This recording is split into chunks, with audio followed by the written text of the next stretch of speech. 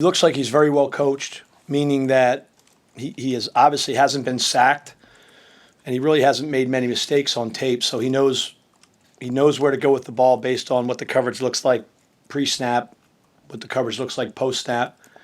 Looks like he has some really good blitz answers that he makes. He's a decisive kid and makes the throws. So, you just look at his numbers through the year.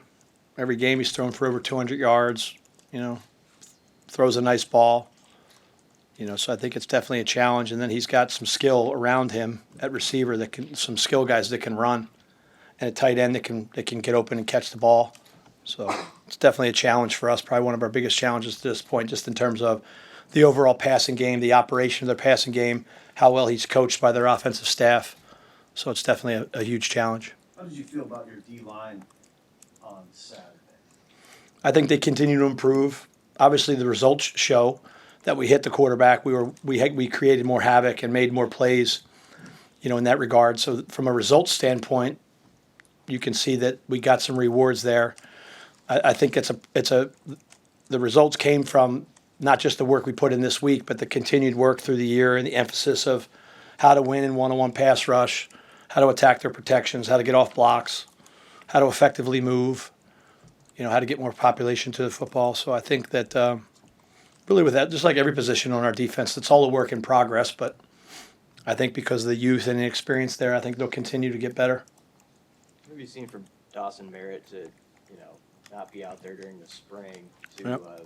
Starting and giving you some quality snaps? I think there's a comparison, kind of how we used Vincent Shavers last year.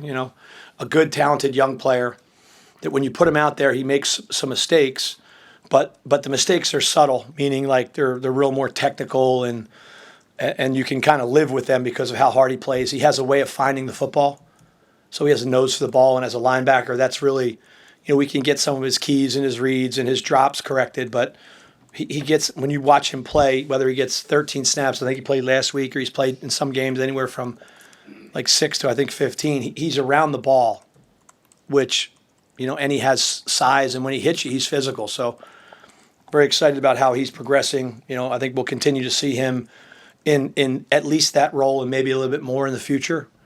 So excited about him. Same line of questioning. What'd you like from Rex in his first start? Yeah. So, Rex really, I don't want to compare him to Donnie, because they were similar last year in that they both, when I'm talking about Donnie Jones, not like Donnie played in the bowl game, Rex really didn't, but they started to really progress and show signs of life at the end of last year. And then for Rex, he really made a huge jump in the spring, just as far as execution and really athleticism. Like Rex is a subtle, really good athlete. He can run. He's over 200 pounds, which I've told you before. I like all our players, to be big for their position. So he's got size. And then he started to show, like, once he got like a level of confidence to him in the spring, then you started to see like some coverage and physicality. And then he kind of took another step in the fall and started to really progress at the end of training camp. We played him a little bit in each one of the games and just feel like, he's continuing to get better. And as a young player, there's a whole lot of stuff that he doesn't know, but there's also a whole lot of growth opportunity there. So we're excited how he's played, and hopefully he continues to get better in that regard. With a game like Saturday for Deshawn, what can that do for him, a veteran? Well, I think anytime you have that level of production, I was joking with him yesterday. Was he named the Big Ten Defensive Player of the Week for essentially catching two of the easiest picks I've ever seen in college football history. But really, it comes down to putting yourself in position, though. So we talk to our guys like there's a difference between man and zone. Like in man, your job is to make sure they don't catch it. In zone, it's to play with vision on the quarterback and melt your eyes to where you think the ball's going, so you can make some plays on the ball. And he did exactly that. Like he did the work to put himself in position. Then all he has to do is catch those two. But then on top of it, I thought it was his most physical game. He was. Deshawn is innately a physical guy, but he was running around, being physical in the run game, being a guy that was capping off hits, which we got to continue to do more. Meaning, like, just because somebody's tackling a guy, like, don't let him go down to the ground easy. We want guys finishing off hits and, being right on the edge of, we're not trying to be, get penalties, but you got to be on that edge. And I thought Deshawn did a good job of that yesterday. So anytime you have success, it should build confidence, but it also does, that means nothing unless you put the work in this week. So hopefully he'll continue in that regard, or at least maybe inspire others to make more plays on the ball too. You and Sierra kind of showed up last 2 summers ago at the same time. Can you talk about your relationship with Sierra and how that's grown? Yeah. It has grown because we come from two totally opposite ends of the country. I'm an East Coast guy to the core, and Sierra is a West Coast guy to the core. Not to generalize people, but I think speaking on my behalf, I am as East Coast as you can get. But he loves football, and he's smart, and he cares. And so those conversations throughout the year, and you can mess with him and coach him hard, and he's not going to take it personal. He's not going to shrink from intense coaching. And so I think that's where it starts, and then the relationship grows because there's a level of trust. I think that, I've been doing this for a long time, and really this is the only thing I've ever done. So I better know how to coach, and I better know what to do and how to coach DBs. And I think they trust me in that regard. And obviously the defense has trusted me in coaching the defense. But then you just got to keep pouring into them. And then the more that the more production, the more trust they build in us, then guys like Sierra can come to me and talk to me about things he sees, and I'll listen to him, maybe more so than I would a freshman or a sophomore that hasn't, been in the fray. And then when he does say stuff, and the questions that he's asking are the questions that I'm used to getting asked from coaching so long in the NFL. Like, he's got a pro football player's mindset in terms of how he sees the game, kind of how he's starting to see how we may be attacked. I think he's also starting to appreciate, how we've been coaching him, like in man coverage and in zone coverage and those things. Like, the stuff that we're coaching him is working. So that obviously is a big part of developing a relationship too. If you're coaching a guy to do something and then he's starting to show signs that that stuff is working, then that's the cycle, kind of like as you were mentioning, that leads into the level of whether it's coverage production or tackling or sacking the quarterback or taking the ball away. That's when a relationship truly grows, is when you realize both sides are contributing. And I think that's kind of maybe how it's grown. That was a long-winded answer. I apologize, but I don't mind talking about players that have really sacrificed for us, and I love players like that. You excited to be on the road for the first time as a defense and see how this group plays in true road setting?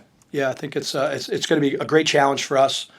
I went to school in that area. I went to Catholic U in D.C., which is like 10 minutes from College Park. So it'll be good to get back in that area of the country.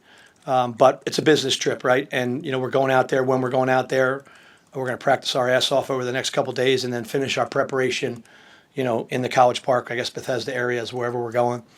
But yeah, it's exciting to get on the road because you really test yourself in the mettle of your defense. You got to be able to. I've always believed that when you go on the road, you better pack your defense because that's just what you have to do. So excited about the challenge, and wherever it is, whether it's in College Park or State College or where we're going to Minnesota the next week, you got to be ready to play. Even though he's an older guy, have you seen Judy building confidence? Like, that was his first career sack just the last few weeks.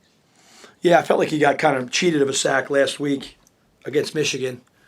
He hit the quarterback right before the quarterback kind of fell forward, and then caused the fumble. So I think, maybe the parallel there is Deshawn. You start to see you're starting to reap some of the rewards of all your hard work, and Judy has that ability in him.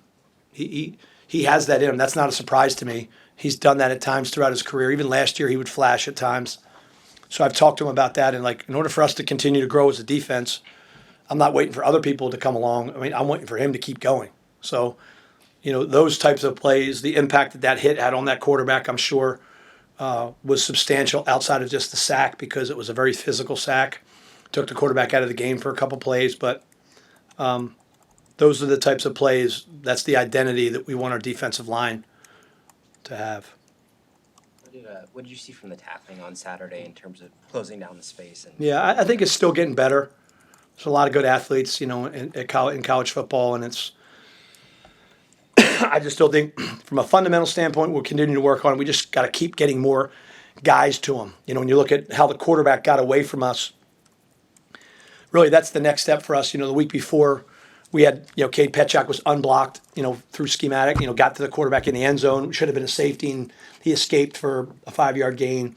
And then last week, we had McCullough unblocked at the quarterback on a pressure, which should have gotten us off the field. So we just have to do a better job of like, and then when that guy misses, when he's unblocked to make a play, we have to get more people there. Like we have to get more population around that quarterback. And at times we did, and when we did, we got him down. And at times we didn't, and that's what we just got to keep working on. Beyond their quarterback, what other challenges does Maryland's offense pose? I think they're a balanced offense. You know, their statistics passing game wise are better than run game wise, but we always have to pay attention to their run game. I think that their passing game is not just drop back oriented. They're good in the play action game. They're good in the RPO game, and then they really have three, but really two main guys that are averaging over 17 yards a catch. So when you have that, you better make sure that you're in position, that you're challenging them, that you've got population around their routes, and so I think that it's a combination of their scheme, which I think their staff does a good job of, the quarterback who really knows where to go with the ball, and then they like to get the ball into those receivers' hands and that tight end's hands and give them a chance to run. So whether we're playing man or we're playing zone, we've got to do a good job. I don't get a Sorsby update this week or what? You gave me one last week. How did you do that? How did you do last week? They won again? United States. Yeah, no, I knew that. I was just joking with you. But Yeah, all of them. he's doing well. Yeah, thanks, guys. Have a good day. Thank you.